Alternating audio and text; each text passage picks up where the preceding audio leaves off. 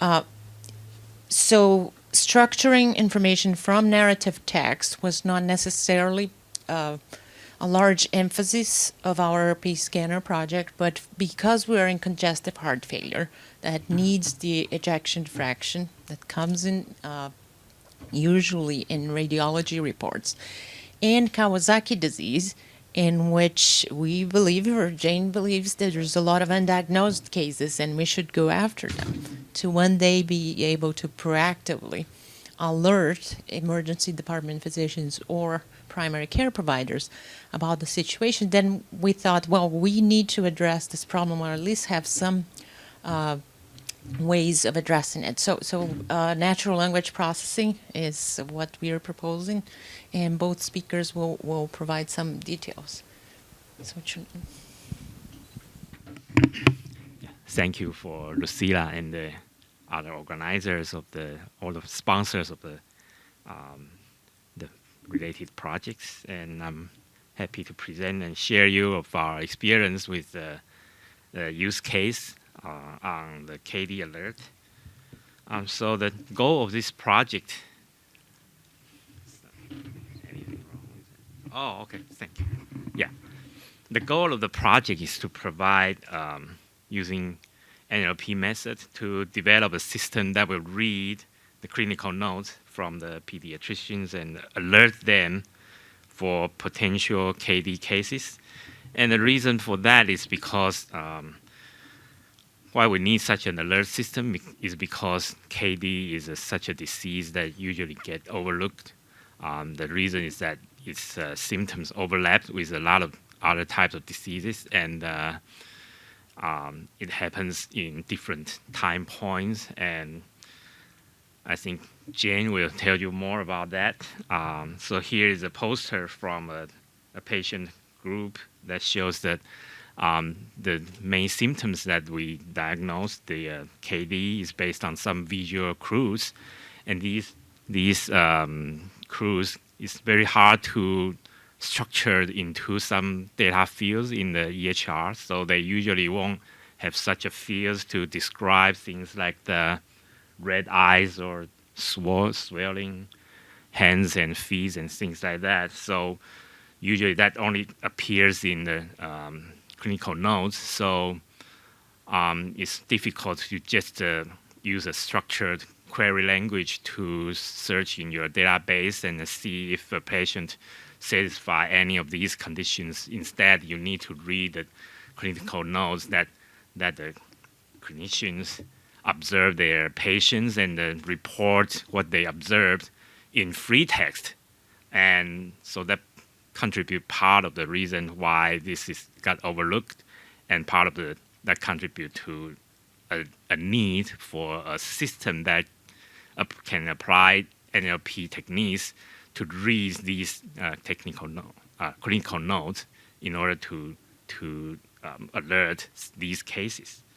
And here are five clinical features as well as the fever that will help us to diagnose Kawasaki disease. And this is one of the posts on the Facebook by one of the patient awareness group. And this picture quite illustratively shows where the problem is, and it's pretty powerful. Yeah, so take some example here that if we have in clinical notes that describe the fever, and we not only want to spot the report of fever, but also the time length of the fever. So you need to spot fever appearance or fever mentioned, as well as the time featured about the fever. So here are another examples like 4 days, and we would like to know whether it prolonged for about 5 days. So this is a problem that we need to deal with. And then for other clinical features, for example, the mentions of the dry creek lips will correspond to one of the 5 clinical features, lips and oral cavities, and the other type, conjunctival injections, red, that this mention here, red bilateral eyes correspond to conjunctival injection. So as you can see, the actual mention in the clinical notes and the names of the clinical features are quite different. So you can't just have a few keywords and try to match that in the clinical note in the hope that you can find these clinical features. So here are other examples. And at the moment, we have an annotation guideline completed. And this is important because we want to have a gold standard that tells us what mentions of a certain clinical features actually correspond to one of the clinical features that we are looking for. So it takes a while for us to have experts to discuss from reading real examples to compile that. And so far, based on that guideline, we have 30 clinical notes manually marked as our gold standard. And although 30 doesn't sound like a large number, but in these 30 notes, we have 2,405 sentences. And among these sentences, there are 945 mentions of these clinical features as our positive examples. And we have tried very hard to have a prototype to complete, to share some of the preliminary results with you in this talk. So far we have a system that can detect the mention of prolonged fever at an F-score of 0.92% here, and for the other five clinical features, we have an F-score of 85%. So it's a small. It's based on a small set of test clinical notes, but the result seems to encouraging, and so we hope that we will get more clinical notes. And currently, we have IRB approved from Emory University as part of the effort from Jane with her help. So we will have clinical notes written by different clinicians and from different institutes that will help us to create a sample that represents different heterogeneous type of the clinical note writing, and they will be in different style, and we will be able to cover, and so that our system will generalize to other wide variety types of systems. And here is a breakdown of the statistics of our notes so far. And meanwhile, to boost the recall of our system, usually the problem is that you have, based on your clinical trial, clinical notes as a training examples, you cover those appearances, but very hard to generalize to the expressions that you've never seen in your example. So we have a new algorithms that we just developed recently that will map the semantically similarity phenotype descriptions to a hierarchically organized, standardized terminology. And the idea is that to transform a feature space, and we test each description of the phenotype to a feature space like this. For example, here we have left side of neck was red and swollen, and another description is swollen hands and red feet. And in the feature space, they seem to be closely related, but turns out that they are supposed to be assigned to different clinical feature types. And one of them actually is extremities changes, and another type is cervical lymphadenopathy. And through the transformation of the feature space, we turn and twist this coordination system by learning a matrix here, so that in a new feature space, these two types will be divided into two groups, because swelling is not important. It's where swelling observed that is important. So neck and left neck and hands and feet, if they represent some dimension in your feature space, they will get emphasized, and swelling will be de-emphasized. So in that way, we learn to see which keywords are more important than others. Yeah. Okay. And we also have online taggers for visualizing our text result. And so that's about it. So I would like to thank a lot of contributors in our project, like Song and Creo has been trying very hard to get the statistic for us, and our annotators, and as well as the people to help us to get all the clinical notes. Yeah, thank you. Yeah.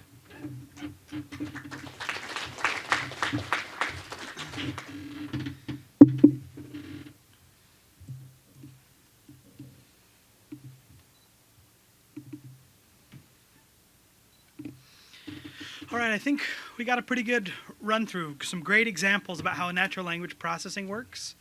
So I'll just say, as was concluded this last talk, it's a group effort. And not only does it take a whole group to do this type of work, but it's that same mindset that we like to use as we're doing the work to figure out how to do it. And so we take this philosophy that we use all that we can when we're trying to deal with the text. A lot of times when you're doing research, you ignore the text, and so using all that you can includes using the notes, the radiology reports, other things like that. I'll briefly touch on just the fact that we've got some cardiovascular exams where we have a list of findings. But how do we find the notes or the reports that have those findings in them? How do we find the right terms within those, and how do we find the right values for those terms, and then how you make sense of it afterwards? So as you may know, one of the common ways that cardiovascular exams are done, or a common cardiovascular exam, is an echocardiogram, which is an ultrasound of the heart. And when they're doing this, there's a whole bunch of measures that can be used for diagnosis and understanding the treatment that needs to happen, understanding the severity of the case. When this is done in VA and in other places, I'm sure, the data may go in different directions. So there is an opportunity for that data to be stored as text data. And so up here, we call that the TIU, Text Integrated Utility. That's where all of our notes go. If there's some structure to it, then they go in a separate place inside the medical record. And you can see here that it's a database with columns and things like that. Now, inside these packages, there's room for text as well. And so you'll see that these are the same report, and some additional information is recorded in text, even though we have some of the values in structured data. Now, as we're doing this, we need to find out what we're actually looking for. And something that you might think is what you're looking for, like evidence of, let's say, aortic valve stenosis or insufficiency, can actually translate to multiple different measures. And so it's not just finding it, it's doing a little translation in between.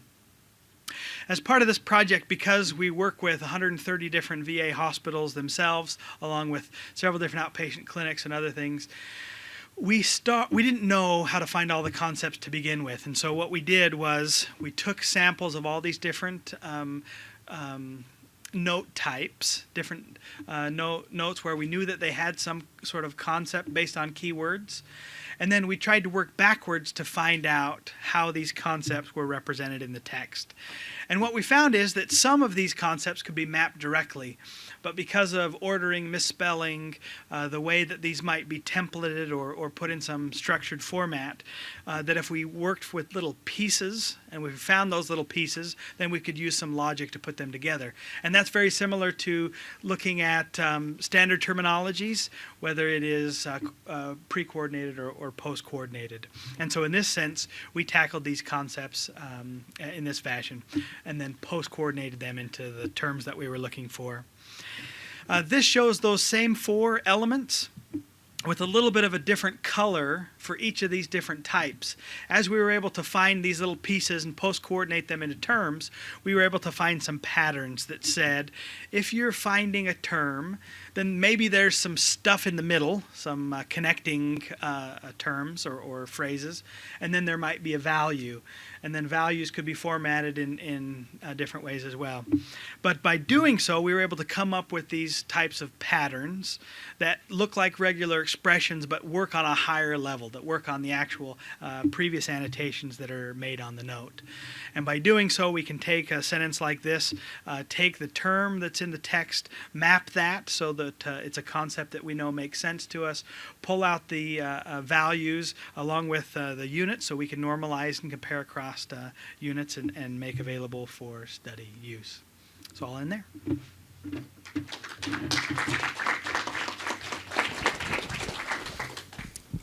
Great. Mike?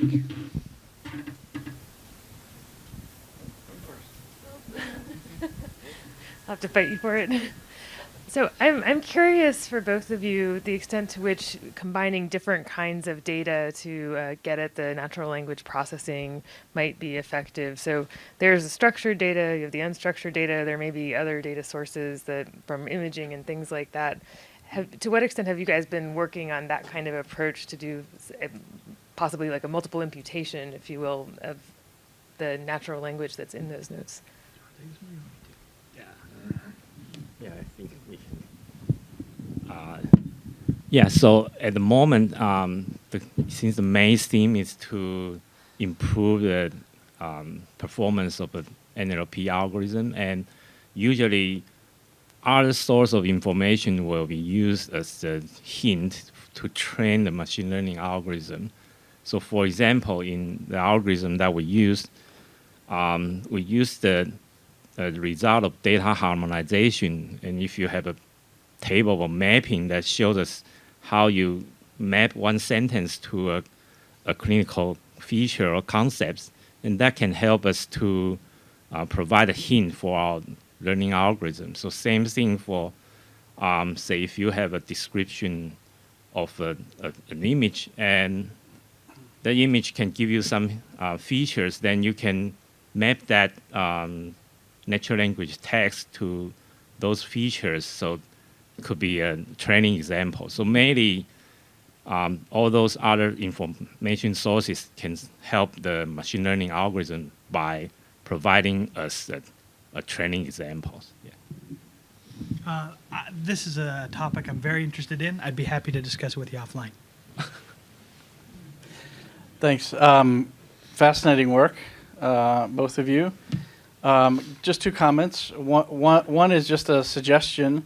I think NLP works great. The more specific you can get to the problem, NLP is not great at poetry, but if you get very specific, and we do this in medicine, I think it's very helpful.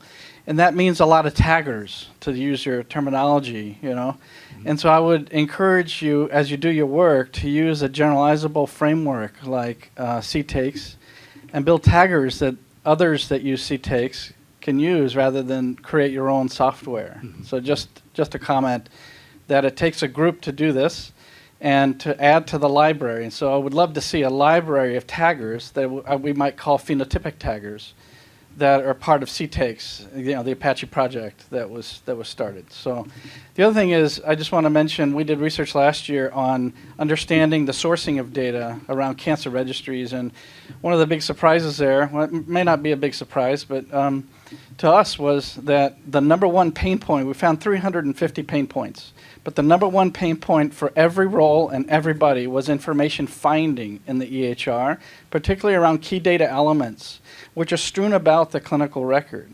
And so you have the beginnings of the ability to make a tool that allows us to be able to uncover those and to help us so that we don't have to do what we call data archaeology to find all these data elements. And when we don't find them, we don't use them. And when we don't use them, we're not practicing well.